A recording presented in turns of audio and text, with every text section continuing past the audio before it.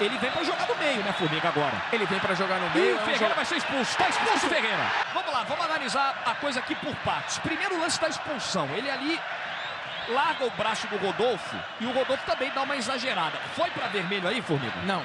Ele não faz o gesto. Agora, essa atitude, ele vai ser julgado e vai ser punido. Ele agride o árbitro, perde completamente a razão. Ele agride, inclusive, o Auremir, né? Ele vai pegar, ele quase dá um ipom no Auremir. Não, ele dá o ipom, o Auremir cai com as costas no chão. Ele vai pegar um gancho muito pesado, infelizmente. A tendência é essa. Perdeu, achei a expulsão equivocada.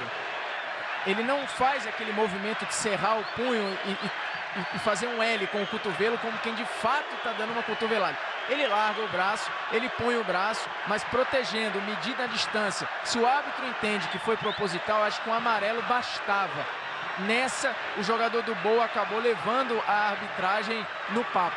Deu uma exagerada na encenação, de fato o braço pega, só que ele potencializa o que foi uma medição de distância, o que foi de fato uma atitude mais agressiva, num lance em que eu não enxerguei uma cotovelada.